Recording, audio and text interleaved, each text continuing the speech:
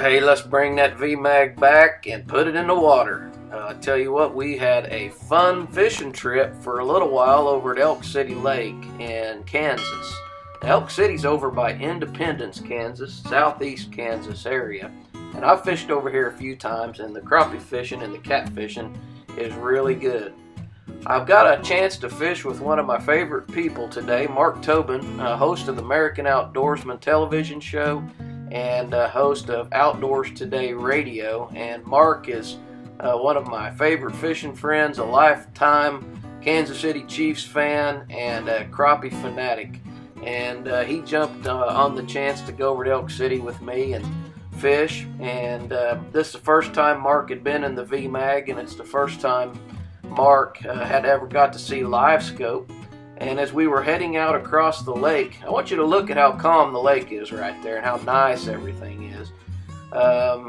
This is what we saw. We were cruising out across there, and I tell you what, I bet there had to have been 500 snow geese out in the middle of the lake.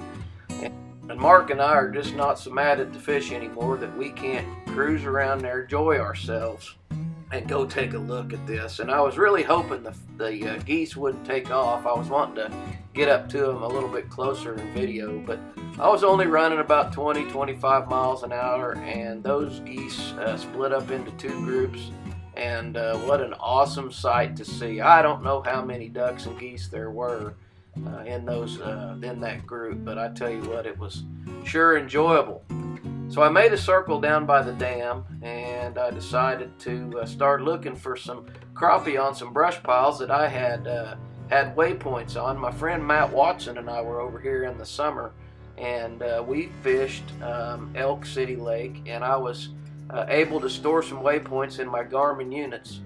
And you can see me creeping along that bluff right there, and here I am going to see some brush piles, not very big, in about 17 foot of water. And we were able to get stopped on those, and I was able to verify them that there was crappie in them with down scan and 2D sonar. You'll get to see here in just a second the crappie around the brush right there. I've got my screen stopped, and I really like to stop and take a look at the fish before I deploy the trolling motor and get everything all set up. But it didn't take us long to recognize there were some nice slabs in that brush, probably some old cedar trees that had washed in off the bank.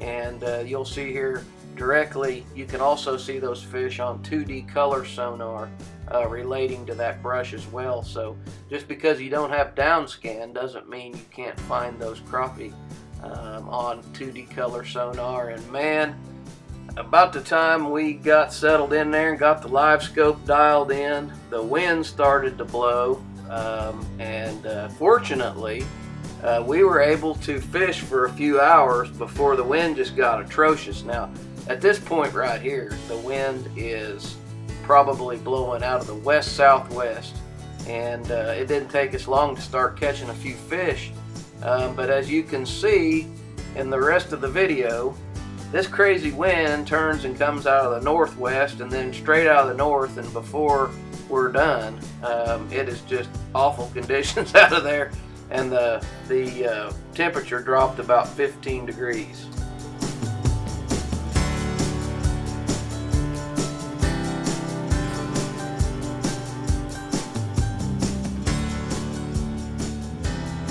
Now, like I said, the fishing was just great when we got over there, and it didn't take us long to put a lot of fish in the boat pretty quick. And what we were doing was setting up in the front of the VMAG, looking at live scope, and sometimes those crappie were suspended out away from the brush, and we were picking them off as they were suspended away from the brush, which happens a lot of times on cloudy days. The sunnier the day, most of the time the crappie will go deeper into the wood, and the cloudier the day, they know where the brush pile is at, they know where their house is, but they will move out away from that brush and go to feeding actively out there. So if you're not looking for crappie outside the brush piles on cloudy days, you might want to try that the next time you're out crappie fishing.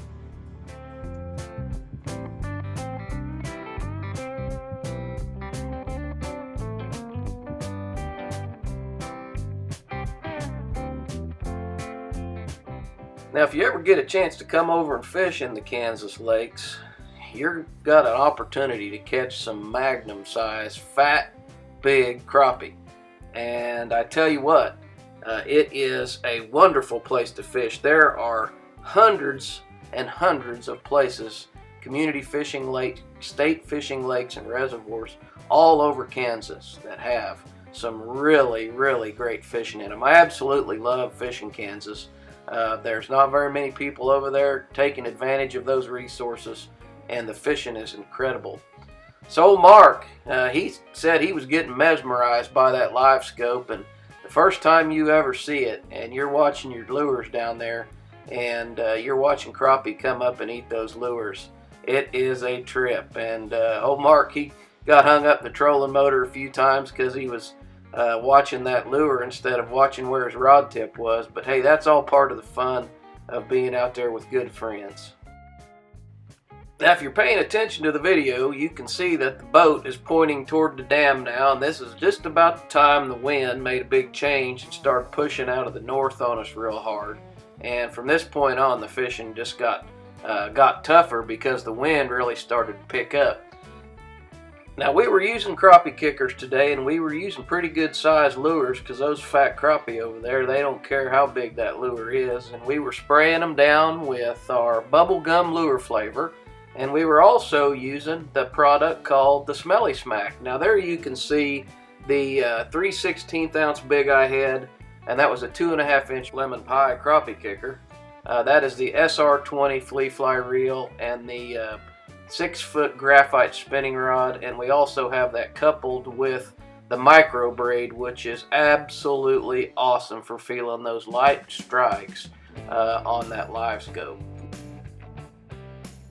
You know, those pressed in stainless rings on those graphite rods are really durable as well. And if you're not used to fishing with crappie kickers, they are balanced with our Big Eye heads.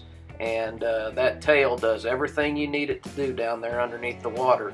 You just don't have to work that lure much to catch fish.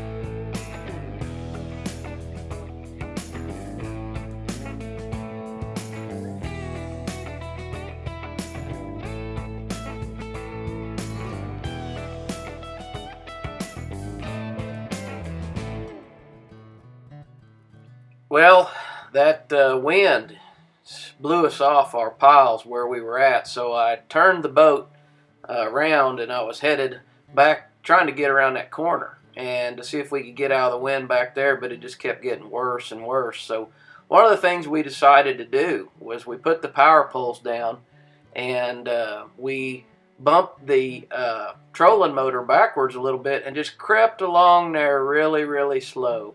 And we were trying to pick off suspended crappie that were out there on that ledge. And if you look at the top live scope unit up there, you can see the jigs, and you can kind of see them down underneath the trolling motor there.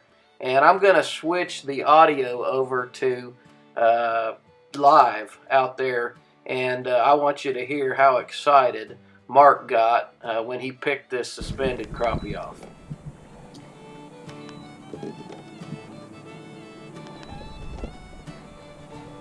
Get him. Oh,